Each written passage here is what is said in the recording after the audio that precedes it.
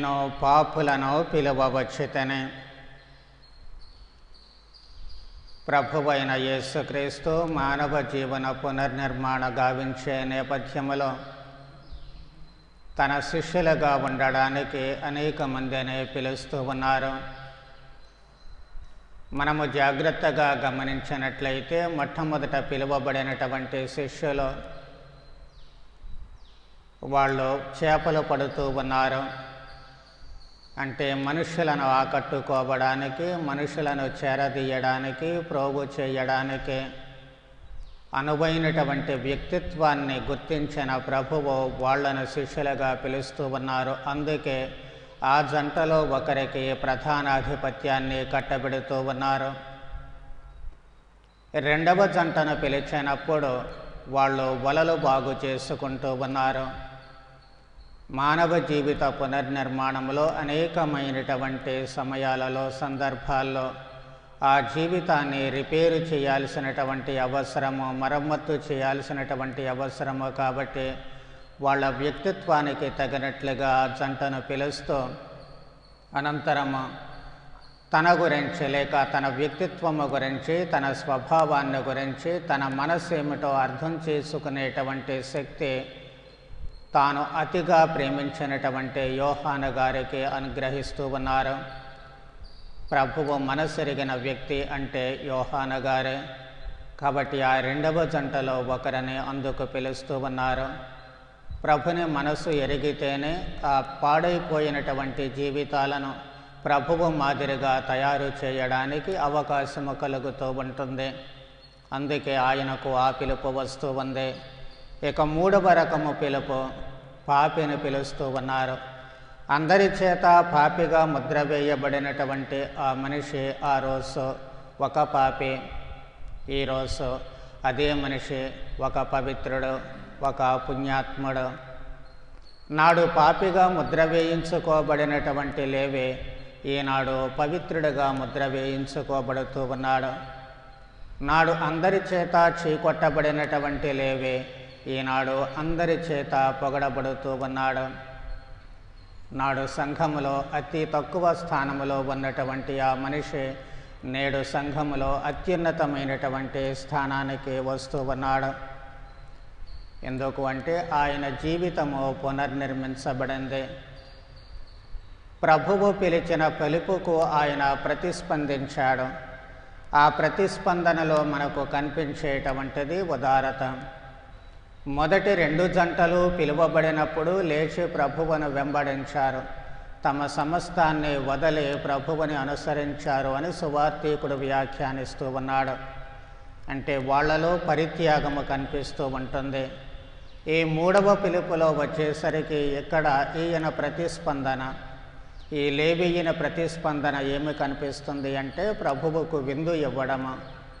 కేవలము ప్రభువుకు మాత్రమే విందు ఇస్తున్నాడా అంటే తన చుట్టుప్రక్కల ఉన్నటువంటి వారందరికీ ఇస్తూ ఉన్నాడు. అంటే ఆయనలో ఉన్నటువంటి ఉదారత, మొట్టమొదటి మార్పు మనకు కనిపిస్తూ ఉంటుంది. ఎప్పుడూ కూడా డబ్బు కోసము ఆశపడేటువంటి మనిషి, డబ్బు కోసము కక్కుర్తి పడేటువంటి మనిషి మహాపిసినారిగా ఉంటూ ఉంటాడు. అంత త్వరగా డబ్బులను ఖర్చు చేయడానికి ఇష్టపడడు. కానీ తనకు పిలుపు అందిన వెంటనే ప్రతిస్పందించినటువంటి లేవి తనలో ఉన్నటువంటి ఉదారతను చాటుకుంటూ ఉన్నాడు. తనలో కలిగినటువంటి మార్పుకు నాందీవాచకంగా ఆయన అందరినీ కూడా విందుకు ఆహ్వానిస్తూ ఉన్నాడు, అందరికీ విందు ఇస్తూ ఉన్నాడు. ఇదే మళ్ళీ మనము జక్కయ్యని విషయంలో కూడా చూస్తూ ఉంటాము. అతిథిగా ఇంటికి వెళ్ళినటువంటి ప్రభువుని ఆదరించిన జక్కయ్యుడు తనలో ఉన్నటువంటి ఉదారతను అక్కడ కూడా చూపిస్తూ ఉన్నాడు. కాబట్టి తనలో వచ్చినటువంటి మార్పు, తన జీవితము కేవలము ఒక్క పిలుపుతోటే మరమ్మత్తు చేయబడింది అన్నటువంటి దానికి నిదర్శనంగా తనలో ఉన్నటువంటి ఉదారతను చాటుకుంటూ తనకు ఉన్నటువంటిది ఇతరులతో పంచుకుంటూ ఉన్నాడు.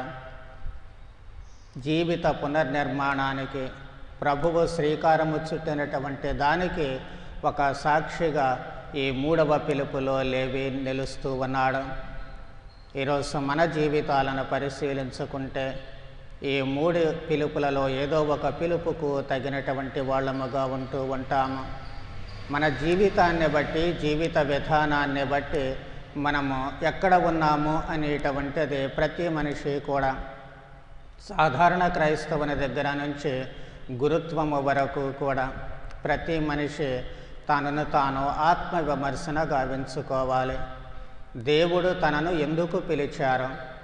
ఆ పిలుపుకు నేను ఇచ్చేటువంటి స్పందన ఏమిటి? స్వీయ పరిత్యాగమా, లేకపోతే ప్రభువుకు సాక్షిగా మిగలడమా? మారినటువంటి నా జీవితాన్ని ఇతరులకు మాతృకగా నిలపడమా? నాలో ఉన్నటువంటి ఉదారతను ప్రభువు జీవితానికి సాక్షిభూతుడిగా నిలపడమా?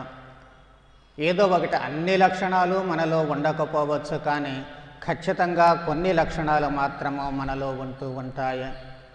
మనలో ఉన్నటువంటి పాప స్వభావము పుణ్య స్వభావంగా మలచబడాలి. మనలో ఉన్నటువంటి పాప భావాలు పుణ్యభావాలుగా మలచబడాలి. లేవి ప్రభువు పిలుపుకు స్పందించినట్లుగా జ్ఞానస్నానము ద్వారా పిలువబడినటువంటి మనము ఈ పిలుపు అనేక విధాలైనటువంటి చెలవల పలవలుగా అది ఊపిరి పోసుకుంటూ ఉంటుంది, విస్తరిస్తూ ఉంటుంది. చిన్నప్ప గారు అంటున్నారు, కొంతమందిని బోధకులుగా పిలిచారు, కొంతమందిని ప్రవక్తలుగా పిలిచారు, కొంతమందిని ప్రవచనాలు వివరించే వారిగా పిలుస్తున్నారు అని. అలాగే శ్రీసభలో వివిధ అంతస్తులకు మనలను పిలుస్తూ ఉన్నారు. ఎవరు ఏ అంతస్తుకు పిలువబడినప్పటికీ ఆ అంతస్తుకు తగినటువంటి విధముగా జీవించడమే కాదు, దాని ఫలాలను ఈ లోకానికి అందించగలగాలి. అంతిమ లక్ష్యము ఒకటే, దైవరాజ్య సభ్యులము కావడము. అక్కడ లభించేటువంటి ఆనందము అందరికీ ఒకటే, తేడా ఉండదు. ఇక్కడ ఏ విధముగా ఏ అంతస్తులో జీవించినప్పటికీ, గురువుగా జీవించిన, మఠవాసినిగా జీవించిన, సాధారణ క్రైస్తవులుగా జీవించిన, అక్కడికి వెళ్ళిన తర్వాత మళ్ళీ అంతస్తులు ఉండవు. కాకపోతే మన జీవిత విధానానికి తగినట్లుగా ఆ లక్ష్యాన్ని చేరుకోవడానికి ప్రతి ఒక్కరూ కూడా కృషి చేయాల్సి ఉంది. వివిధ అంతస్తులకు పిలిచిన ప్రభువు వారికి వివిధ బాధ్యతలు అప్పచెపితే మనకు అలాగే మన బాధ్యతలు అప్పచెపుతూ ఉన్నారు. కాబట్టి ప్రతి మనిషి తన దైనందిన జీవితంలో ఉన్న బాధ్యతలు ఉన్నాయి, వాటిని గుర్తెరిగి తదనుగుణముగా తనను తాను మలచుకోవాలి. ఇక్కడ శిల మనమే, శిల్పులము మనమే అవుతూ ఉన్నాము. ఆత్మాభిషేకము పొందినటువంటి మనము ఆ దైవ పిలుపుకు అనుగుణంగా మన జీవితాలను మలచుకోవాలి, మన జీవితాలను పునర్నిర్మాణము గావించుకోవాలి. అందుకు ఆ దైవ పిలుపు ఉపయోగపడుతుంది. పవిత్ర గ్రంథ పఠనము ద్వారా పిలుపు ఇవ్వబడుతూ ఉంటుంది. గురువుల బోధనలు, పితాపితృల బోధనలు ఇవన్నీ కూడా మనకు చేతిలో పనిముట్లుగా ఉంటూ ఉంటాయి.